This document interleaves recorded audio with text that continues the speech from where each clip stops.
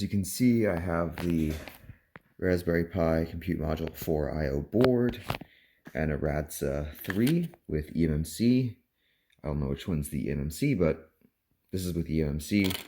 So no micro SD card, power's not plugged in. You need Ethernet, micro USB connected to your computer somehow. So mine's connected to my computer. So yeah, you're just gonna plug this in so you can see that. Just put that on.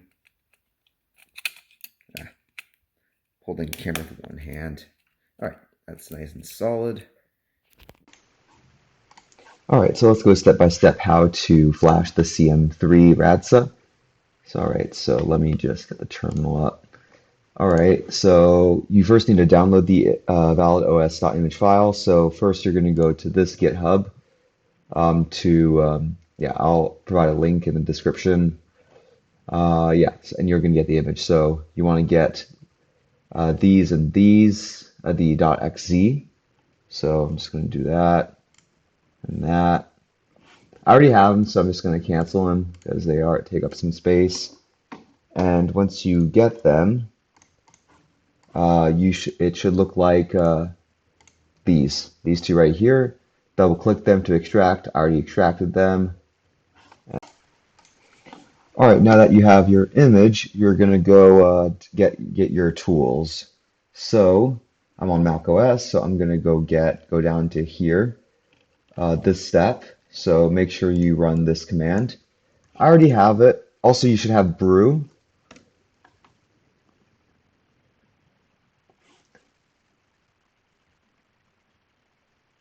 Yeah, it says failed, but let's see. Actually, let's just do that. Brew update. I might just get rid of this in the video editing. So I'll just update. I'm just editing stuff.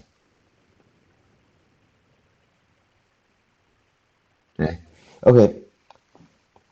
So now you're going to clone the source code. So I already did this, but I'm going to clone it again within my downloads. You can do it in your home directory. And you're going to run all these. I don't know why I didn't do that. I didn't paste all that, but yeah. So, okay, you got some errors. My errors have nothing to do with that. But like just anyways, you're gonna follow their troubleshooting. Brew install package config. I definitely already have it. All right, so what's the issue here? The issue is that if you look closely at each of the errors, it's an issue with sprintf, and and that's it. So what you need to do is go into the whatchamacallit. Yeah, you have to go into RK Develop Tool. I go open it in VS Code. So let me just I just open all this in VS Code. I'll just open up VS Code right now. So let me just open the folder. Give me a moment. All right, so yeah, you want to open all this up. I'll just move this over here. And yeah, so the issue is with is that this sprintf has been explicitly deprecated, and so you need to change that. So to find all the instances, because it's in multiple files, not just in main.cpp, search sprintf, and you'll see each of them here. So so you want to replace it sprintf with snprintf and f. And you can do that, but you're going to run into you have to also, so let's just open up these files. I'm actually going to just remove that. Let's just do that. All right, just open that, open this, and open that. So in 3 files, essentially, main.cpp, rkdevice.cpp, and rklog.cpp. So yeah, you want to change that. So the main difference between each of these, so let's go to the first one, between sprintf and snprintf, is that you need to add another parameter, which is the buffer size. So let's add that. So snprintf, and I have I have GitHub Copilot enabled, so that's why I did that. So yeah, so that's the main difference right here. And so you need to replace each and every one of the lines like that. I don't want to do this on screen over again, so I'm gonna go back to my repo that actually works. So let's go there. All right, so I switched over to my repo that I actually work that's in my home directory. So yeah, as you can see, when I search for snprintf, well, the original one, it's just that's a commented out, so that doesn't matter. But everything was replaced with snprintf and with the right format. So you have all that, and yeah, so that's what you need to do. So if I run the same thing again, let me just run stuff again. Let me just move this right here. Yeah, so if I go back here, run this, I'm already in the directory. Let's just do that.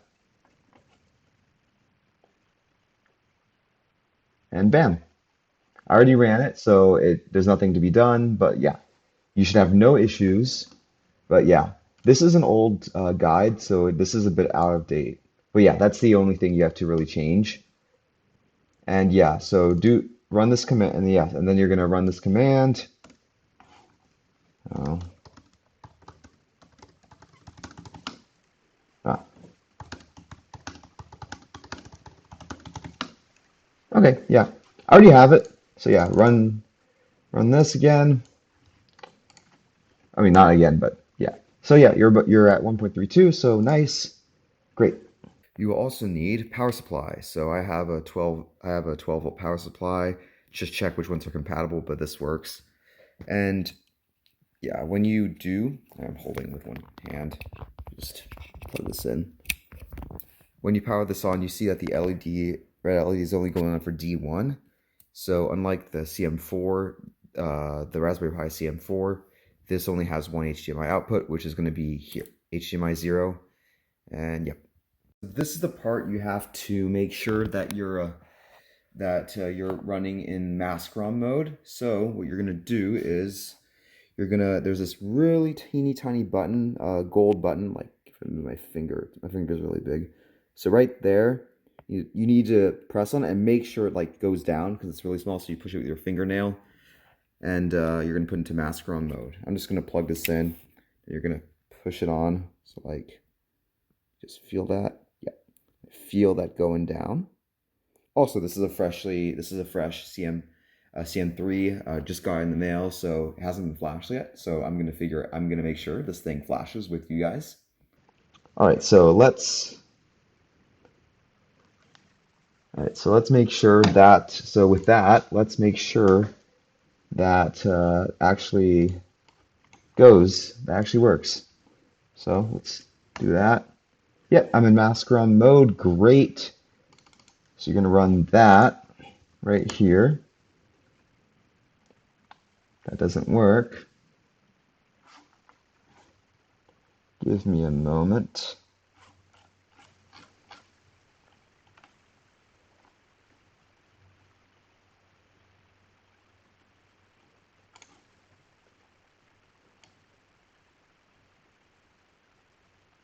Oh, I know why. I'm gonna, I have to CD out of here and CD into downloads. Okay, now let's try that. Okay, great. I have the bootloader. Now you're gonna write this image. So the image in question I'm getting is the one from original. So let's go to documents. I'm gonna put the Debian because that one has a lot of is the best one. And Ubuntu, yeah. So we're just gonna install this one. So let's do that. Give me a moment. So let's do rkdevelop tool right length 0. So let's do home downloads. So hold on. Butterfingers. cm3 IO -Debian. Great.